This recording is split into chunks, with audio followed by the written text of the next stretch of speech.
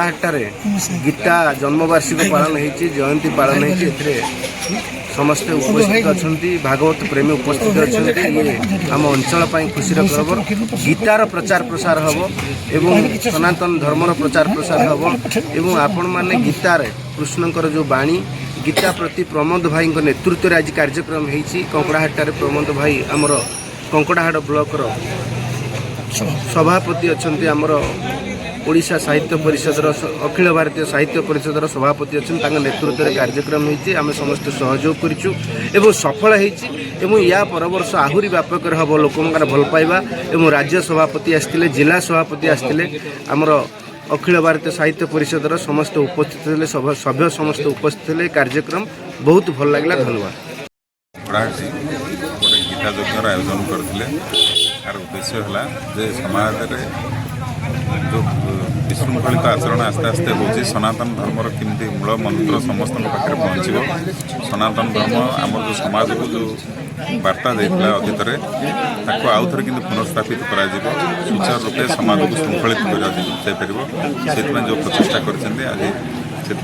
जो बंधु मैंने आज अतिथि मैंने उपस्थित रही गीता आलोचना करते समस्त बहुत बहुत कृतज्ञता ज्ञापन करुच्ची आशा करुच्ची जो मैंने उपस्थित थे जो मैंने आज उपस्थित रही सब बाणी को ग्रहण कर जीवन में उपयोग करेंगे उपयोग कर समाज को श्रृंखलित करेंगे ये कामना कर कंकड़ाहार ना शुणी मु डॉक्टर अभय कुमार नायक अखिल भारतीय साहित्य परिषद ओडिशा चैप्टर सभापति तथा पूर्वतन कुल सचिव नाइजर आज ये कंकड़ाहाड़ को आसी एवं गीता जयंती मुख्य अतिथि भाव में जोगदे मो उत्फुल्लित आनंदित आ समस्त भितर गीतार जो प्रभाव तांका भितर अच्छी भितर जो उत्साह अच्छी गीता जयंती को पालन करने आम आज उपलब्धि कलु एवं समस्त भितर से गीतार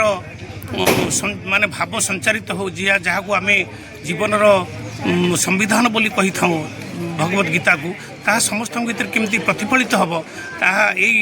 कंकड़ाहाड़ भली गोटे माने उपांत अंचल बा गोटे माने पल्ली अंचल एमती गोटे भावना एमती गोटे समस्त भितर जो गीता को आपणे नबार जो भावना जो गोटे सृष्टि होती से बहुत आनंदित और समस्त को जो मैंने आयोजन कर समस्त को साधुवाद जनाऊँगी विशेषकर आमर प्रमोद भाई आउ पृष्टि भाई जो मैंने आसछंती से समस्त को धन्यवाद जनाऊँगी आंतरिक शुभेच्छा जनाऊँगी एमती आगामी दिन में या व्याप्त केमती करहब स्कूल पिलांग भितर केमती गोटे कंपिटिशन स्टार्ट करहब जमती गीता पठन को लेकर कि गीता आवृत्ति को लेकर जदि किछु करा जाय पारे कि महिला मानक भितर करा जाय पारे ताहले ताहा मध्य गोटे भल सुफल पकेइबो मु भाबुची आगामी दिन में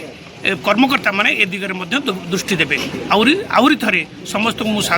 साधुवाद जनाऊँगी समस्त को शुभकामना जनाऊँगी। जय जगन्नाथ। अखिल भारतीय साहित्य परिषद ढेंकानाल जिला शाखार सभापति दुर्गा माधव पृष्टि मो परिषदर उद्देश्य होची ग्रामांचल आदिवासी अंचल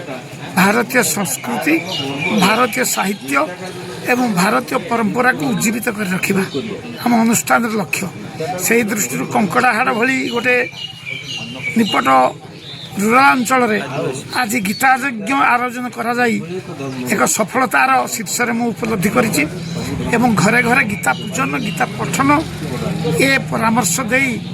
ए अंचलवासी सभासद मंत्री को निजक मुझे गौरवान्वित मन करुच्ची आज की गीता जयंती कंकड़ाहाड़ अंचल 3 वर्ष है किंतु आज